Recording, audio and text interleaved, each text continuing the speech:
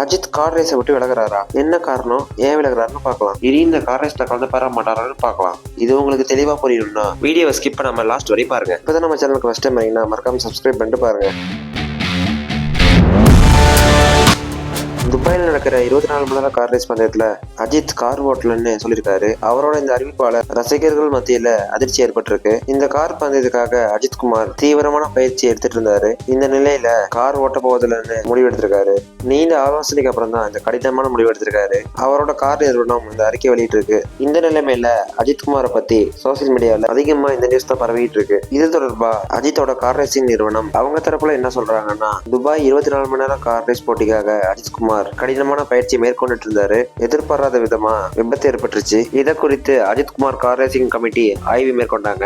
24 மணி நேரம் car race ரொம்ப சவாலானது. இதை வெற்றிகரமா முடிக்கிறதுக்கு எண்டூரன்ஸ்னா என்னன்னு பார்த்தோம்னா, ஒரு வேலை செஞ்சுட்டு இருக்கோம்னா அந்த வேலையை கண்டினியூஸா கான்சென்ட்ரேஷனோட பண்றதுக்கு இது தேவைப்படும். அதனால எண்டூரன்ஸ் எனப்படும் அதீதமான தாங்கும் திறன் அவசியம். இந்த நிறுவனத்தின் உரிமையாளராகவும் ரேஸ் குழுவுல உறுப்பினராகவும் இருக்கும் அஜித் குமார். இதுல முக்கியமா அஜித் குமார் ஏன் இந்த முடிவு எடுத்திருக்காருன்னா, இது அவர் மட்டும் சார்ந்த முடிவு இல்ல, அவங்க குழுவுல ஒன்னும் உறுப்பினர்களா இருக்காங்க, அவங்களையும் இது பாதிக்கும்னு அவர் இந்த ரேஸ்ல பங்கேற்கலன்னு சொல்லியிருக்காரு. நடிகர் அஜித் குமாரா இல்லாம ரேசர் அஜித்தா இந்த முடிவு எடுத்திருக்காரு. இதோட இவர் ரேஸ் ஓட்டுறது முடிஞ்சுன்னு கேட்டா கிடையாது.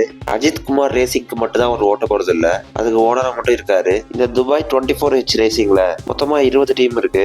அஜித் குமார் ரேசிங்க்கு ஓனராகவும் டிரைவராகவும் இருந்தாரு. இப்ப அந்த டீம்ல அவர் பார்ட்டிசிபேட் பண்ணல. இது மாதிரியே இன்னொரு டீம் இருக்கு, ரேர் ஜோன் மோர்தன் ரேசிங். அஜித் குமார் ரேசிங் மாதிரி இது இன்னொரு டீம். இந்த டீமுக்காக தான் அந்த கார் ரேஸ் ஓட்ட போறாரு. அவர் பழைய கார் நம்பர் 901. அவர் ஓட்ட போற புது காரோட நம்பர் 414. நீங்க அவர் ஓட்ட போற காருக்கு சப்போர்ட் பண்ணலாம், அவர் கம்பெனிக்கு நீங்க சப்போர்ட் பண்ணலாம். இப்ப அஜித் குமார் இப்ப கார் ஓட்டிட்டு இருக்காதுல்ல, அது என்னன்னு கேட்டீங்கன்னா, இப்ப 3 நாளைக்கு மட்டும் தான் அந்த டீமுக்காக ஓட்டுவாரு. இதுக்கு மேல அந்த டீமுக்காக ஓடனா மட்டும் தான் இருப்பாரு. இந்த ரேஸ் மொத்தமா 7 மாசம் நடக்கும். இப்ப ஜனவரி மாதம் நடக்குது, அடுத்தது மார்ச்ல நடக்கும், அடுத்தது மேல நடக்கும். அது மாதிரி 7 மாசமா மொத்தமா நடக்கும்.